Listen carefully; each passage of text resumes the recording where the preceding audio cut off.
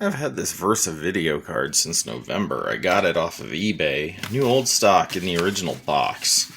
Now, anyone who's been watching my channel in recent years knows I've got a bit of a...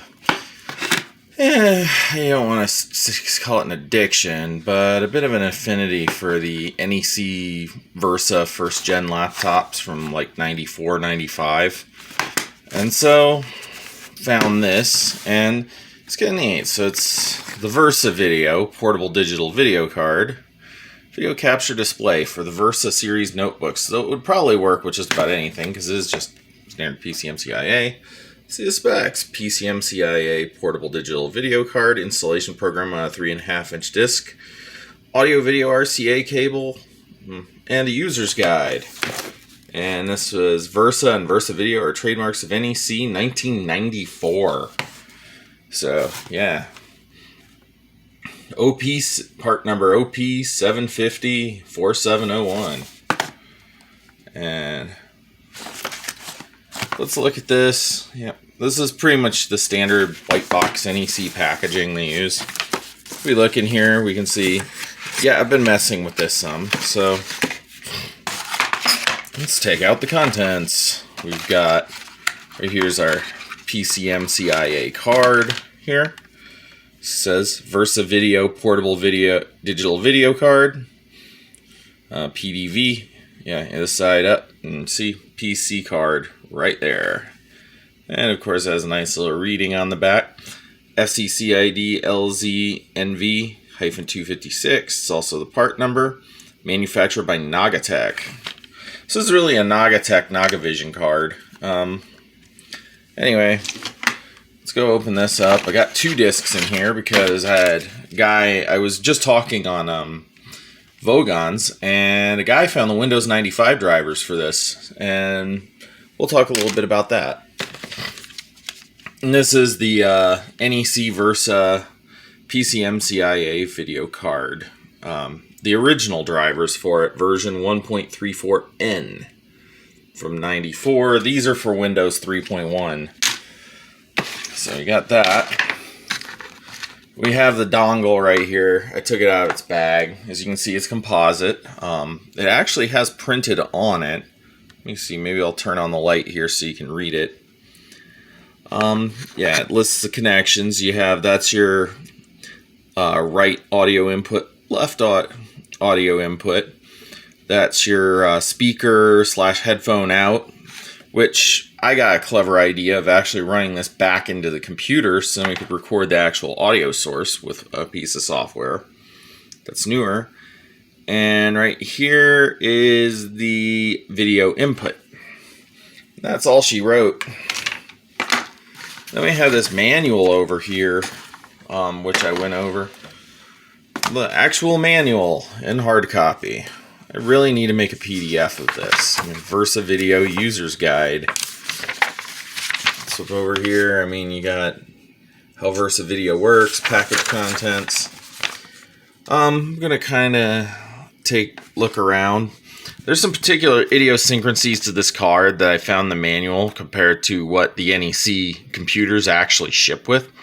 So first off, if you remember my Ultramania Versathon video from like a year or so ago, where I go through all the models, this was aimed at the NEC Ultralight Versa, the NEC Versa 40E and 50E and 75E, the Versa V and the Versa M and the Versa P.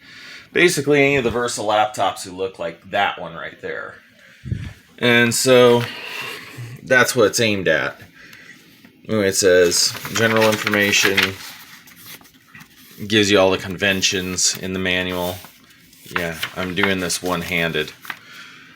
Here we go. Introducing VersaVideo. It says, VersaVideo is a low-power, interactive, real-time video and multimedia card designed for use in the color notebook computers, which all of mine are color. With a PCMCIA Type 2 higher interface slots, VersaVideo provides the hardware and software to run your Versa series notebook computer into a multimedia subsystem. Transfer your color VGA display into a live video monitor. Play video from any source with full stereo sound. Record video stills and clips on your hard disk for later editing. Now, NEC, when they were selling these notebooks and when they were focusing on making this card, And as NEC really focused a lot on presentations. I don't think they realized some wacko about like 30 years later was going to go ahead and take a bunch of their old laptops and put them on YouTube now with enough hard drive space to actually make a YouTube video with their 30-year-old 486 laptop computers. But so it tells you what you need. You need, it tells you what it comes with. We got all that plus more because I'm having a lot of fun getting this thing doing crazier shit than NEC ever intended. To run VersaVideo, you need an IBM PC compatible with 386 or above processor. Well, every single one of the NEC Versa computers has that. They're all 486, and there's one Pentium model. 4 megabytes of RAM. That's the base memory that the computers have. I have 20 and 40 in mine, depending on the model. MS-DOS 3.1 or later and Windows 3.1 or later have all that. Although I gotta wonder, I think 3.1 required 5.0. Hard disk with at least 500 kilobytes of free space. At least 3 megabytes free to capture video experiences. I've got gigabytes upon gigabytes on these laptops. We can make videos all day long with it. Mouse or other pointing device? Well, I'm pretty sure the VersaTrack trackball fully fits that bill. And each of my machines has 2 PCMCIA Type 2 slots. And this is VJ640 by 480 display with 256 colors. Well, all of mine are 640 by 480. Actually, 2 are, and then 2 are 800 by 600. And all of them are at 256 colors because the panel's limited to that. And it shows you how to connect it, you know, the typical NEC line-drawn graphic style. It shows you the software right here, what it's supposed to look like. I mean, right there's your Windows 3.1 program group there with VersaVideo, the README, and help file. This is kind of what the application's supposed to look like in Windows 3.1. I've been trying to get it working on various notebooks, but I haven't been able to. We probably will pull my 40EC out and see if we can get that one running, but most likely not. Looking at the documentation, though, for it, I mean, setting this up, there's a whole bunch of READMEs on there talking about how the driver's installed in the software, and it shows you all the software settings and, you know, all the standard happy-go-lucky user stuff that you won't have to deal with in the READMEs. So, yeah, there's your little configuration. What's kind of cool about the 3.1 setup is it actually records the video files to memory. Because computers back then, you gotta remember, we didn't have, you know, 80 gig ATA 133 hard drives. We didn't have, you know, gobs and gobs of space. We had like these Versa notebooks. Some of them had like a limit of like a 328 megabyte hard drive when they were sold new. So you couldn't really be putting gigabytes and gigabytes of video on these darn things. But yeah. Anyway, I think that's enough of the manual. Let's go ahead and break out a couple Versas and see what's happening. So we're going to start this section with the incredible Mrs. Marble, the Versa 40EC, the first one I ever got. And I'm going to fire it up. It already has the drivers installed, so let's see if we can get anything out of Windows 3.1. Okay, now here's a funny one. My Windows 3.1 is turning up on the freaking TV screen from the card, so this card seems to be able to also send video output signals too. That's kind of crazy. Well, maybe I can record the NEC Versas using this. We'll try and see what kind of crazy hack I can do with this shit. What's even weirder is if I turn the Tandy on, it seems like the Tandy's trying to override the freaking video signal. We need some kind of video source, so I think we'll just go ahead and stick with the Atari 2600 for the moment, since that seems like that might work well enough. And since we're on a system with no audio capabilities, let's go take a look at it. Does the VersaVideo software actually start? And I've been having problems with it throwing up an error message on Windows 3.1. Here we go. So it pops it up, but it's not finding any kind of input source. So if I go Control, let's see here. We've got this. It's all disabled. For some reason, it's just not finding the card or not finding what it's doing at all, which is kind of weird. But this is what the software for VersaVideo looks like in Windows 3.1. Up here, you have your setup, which allows you to set it up for audio. You have video setup. You have your camera thing, lets you set the screen resolutions. You have all this stuff here and there. And I've never been able to get it working in 3.1. So yeah, it's just, this has been kind of the crazy thing about it, dealing with 3.1. Is it's either doing this, or like on my Versa M, it throws up an error saying wrong Windows version, which is probably because it's looking at whatever version of MS-DOS I'm running, and this is a custom version of DOS, so it identifies itself to certain programs as a different version.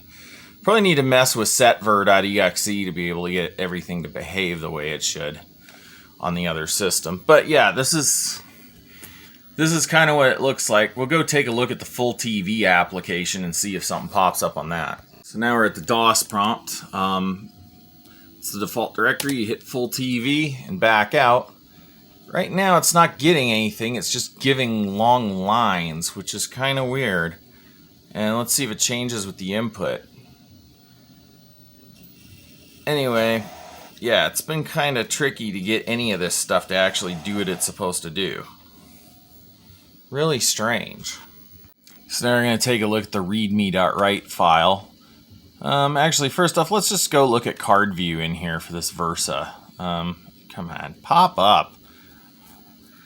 It says error working card services, get configuration. So it's not finding the card this time, but we're going to kind of look at something else that I wanted to kind of talk about, which is the drivers for this card. Geez. You need to close this out and put VersaVideo in. Alright, here's the README.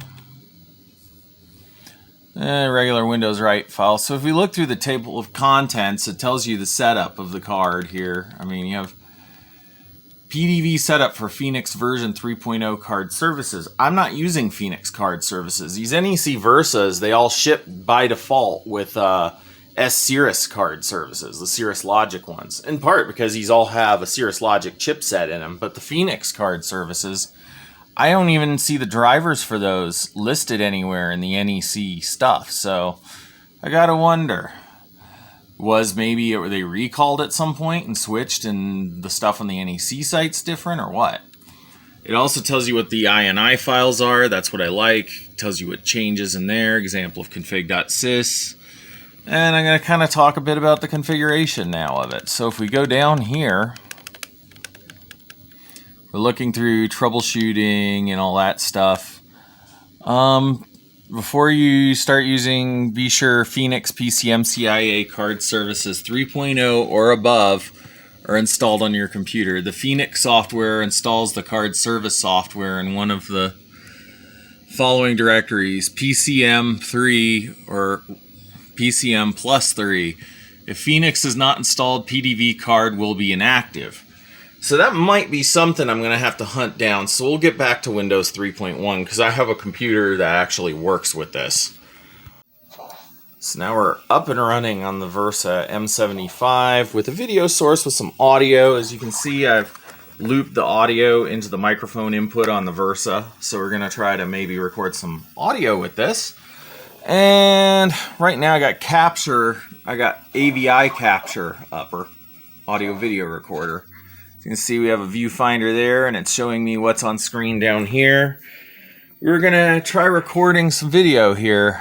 It says time limit unlimited, 160 by 120, 15 frames per second, mono 8-bit. I'm gonna go ahead and see if I can do a couple other. We're gonna just do a basic capture with this and see what it looks like. So here we go. Now we're capturing video. You probably can even see the hard drive churning away down there, putting it down to video if the hard drive was actually visible. There it is, it's just churning away doing video. Now let's see what happens if we stop the capture. It says, warning, No frames captured. Confirm the vertical sync interrupts are configured and enabled. So display, yeah, let's display the file and see what we got. The file cannot be played in the specified MCI device. This file may be corrupt or not in the correct format. Okay, so what we need to do is we need to probably mess with the settings a little bit. So options, let's see here. We're going to look at the options. I'm going to kind of see about doing 16-bit sound sample. In mono, we'll keep it in mono. So that's the audio. Video format. I'm going to keep that the same. Source. Video source, video 1. NTSC, colors, viewport. Display. Compression. Let's take a look at that. We're just looking at the settings and seeing what we can capture. Intel Indio Video Interactive. We can also use Game Pack, Indio Video R3, Microsoft Video, Microsoft H.263. We've got a lot of different options here we can use. We're going to do full frames uncompressed. And let's start recording again and see if that works.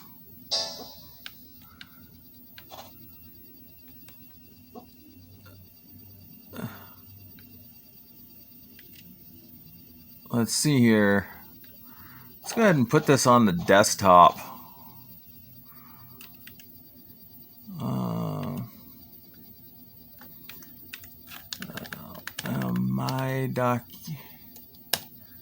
My documents. Let's just put it in my documents for now.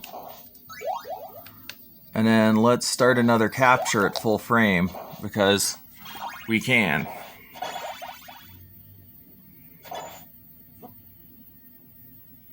And let's see what that seems like, because I'm probably going to do these uncompressed. I mean, this computer has an 80 gig hard drive. There's just no reason for me not to have that. That looks like a good amount.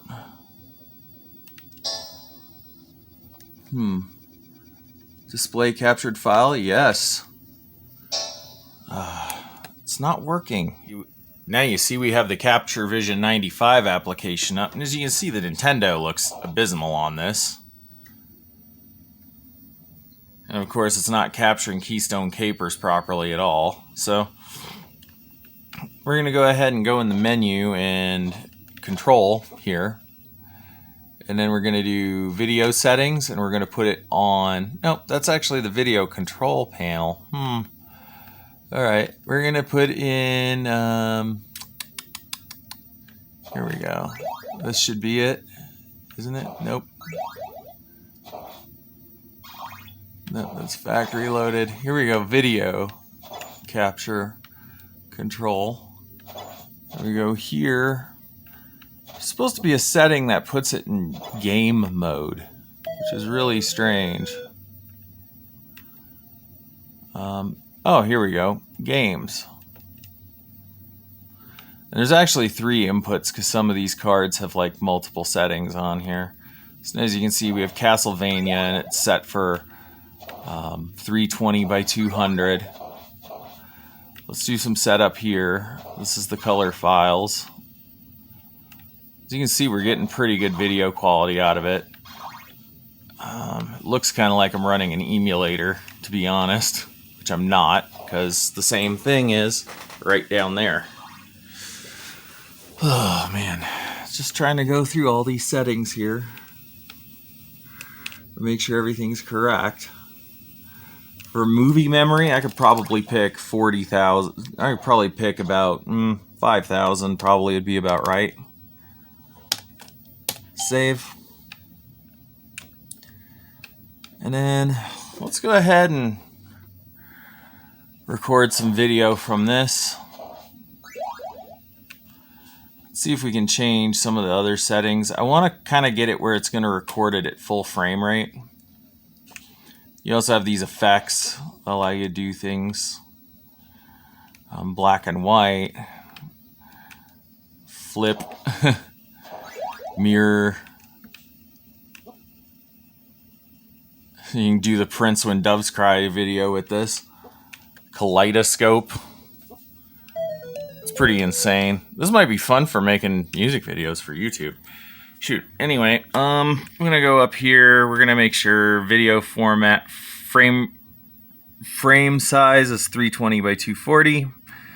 You can also go full screen here, as you can see. So now we're full screen. You can see the video source here.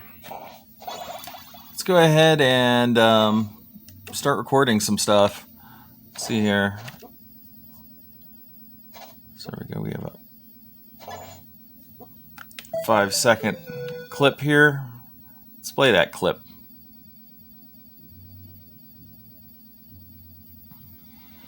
There we are. There's that clip.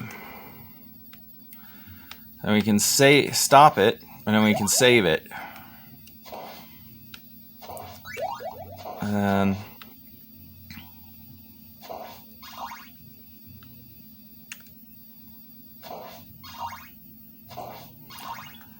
And we can save it to any source we want. And get back, and then I'm going to probably try to get that other application working, and I know it's not the same thing, but here's a video file that I recorded earlier of Castlevania done through there. As you can see, the frame rate isn't quite right, but you know, it works, it records, it captures. I captured this quite a while ago, so I've got that. Anyway, I'm going to get the AVI application working real quick, and then we'll record some video with audio. So now we got the application working. Some things I changed here. I'm going to go ahead and use memory to record for right now. We have 40 megabytes of memory. That's plenty enough. Let's go ahead and look here. It says the captured video is not yet saved to a file. Do you want to save it? Nope. I want to save to a different one. So we're going to start capturing. We're doing unlimited to memory. Let me start capture. It says, here we go. We're capturing video, and this is the source we're capturing down here. We're trying 30 frames a second, so we don't have any drop frames, and then I'm going to save it as an uncompressed AVI to the desktop, and then we'll play it back and we'll see what it plays like. So then we're going to stop our capture here soon. Alrighty. As you can see, it's now writing the frames to the file.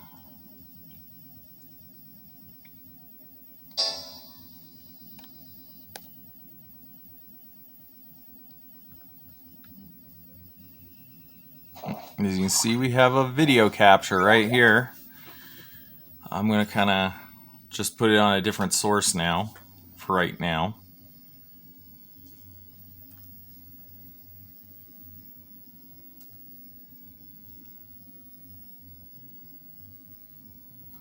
I mean, it might have some audio to it, but we're going to save that. So, file, we're going to save video as, and then we're going to go to C:/Windows desktop.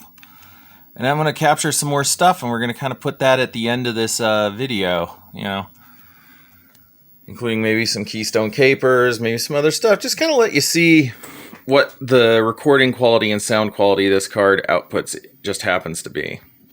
I'm going to try recording some 1/4 capture files and see what these seem like right here. Picture quality might be crappy, but you know, it'll be interesting to see how it turns out.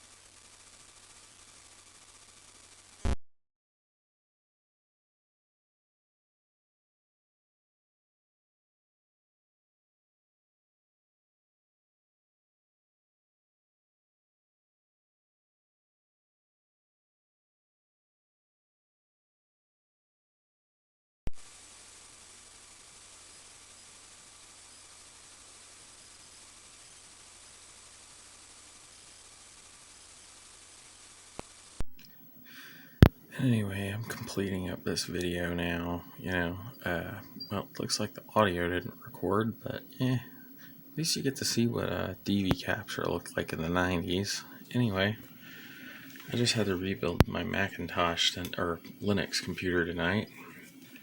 Freaking time shift screwed up on me.